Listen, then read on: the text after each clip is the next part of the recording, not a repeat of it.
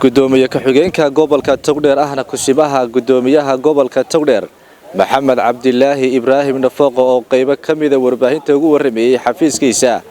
waxa uu markii horeysay uu ka hadlay deegaameysi muddooyinka u dambeeyay laga soo sheegay deegaamada hoostaga gobolka Togdheer waxaan u sheegay in ka maamul ahaan ay talaabo ka qaadi doonaan cid kasta oo ku hawlan deegaameysiga cusub isagoo ka hadlay arrimahaasina waxa uu yiri meel kasta oo deegaaman cusub ah laga sameeyay inta laba sharci waafaqsan aan ka qaadno bisha lixaadna hawlgalkayga waxa weeye hadii Ilaahay idmo meel kasta oo deegaaman cusub laga sameeyay ama wax laga farafareeyay ama maxay teenay la damacsan yahay in aan talaabo sharci ka waafaqsan aan ka qaadno waadiga ogaamaanti dhaweyd arrinkii diidinta waa meel fiican u maraya waan soo dhameynay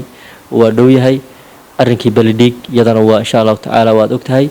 bari khamiistana waxaan u baxaynaa hadii Ilaahay idmo duruqsi iyo waraabeeye iyadana insha Allah taala meel fiican ayaan iyadana soo dhigaynaa cid kasta oo ku hawlan deegaaman cusub ama baliya cusub ama barkado cusub waxaan uga digaynaa in talaabo sharci waafaqsan laga qaadayo intii hore loo qodana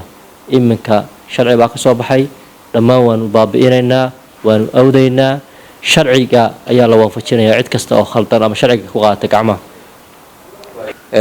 gobolka Togdheer waxa wali sidoodii ah maqaaxiyihii iyo sidoo kale goobihii kala duwanaa dadku ay isugu imanayeen ma haysano mashiinkii lagu baadheyshay baarka hase yeeshee waxa la sheegaya dad calaamadihii inay jiraan oo gobolka ay ku sugan yihiin iyagoo badan waxaan uga digaynaa maqaaxi kasta iyo meel kasta oo ganacsi iyo hodheel kasta in maxay tahay ay qaataan fariimaha caafimaadka ah oo badqabkooda iyo badqabka bulshadoodaba inay mas'uul ka yihiin oo waajib ka yihiin ciddii waraaqihii aan u qaybinayna iminka waxaan galeynaa hawlgalkii cid kasta oo fulin weyda awaamiirtaana ama maqaaxiyaha noqoto markiilayaasha maqaaxiyaha ayaan talaabo ka qaadinaa kuwa hodheelada ayaan talaabo ka qaadinaa kuwa maxay tahay bulshada isugu timaado ayaan talaabo ka qaadinaa awaamiirtii iyo arrimihii caafimaadka ee loo diyaariyay insha Allah taala arrinkaasi talaabo sharci waafaqsan baa laga qaadayaa Shucayb Xasan Dheere telefishinka Sahan magaalada Burco.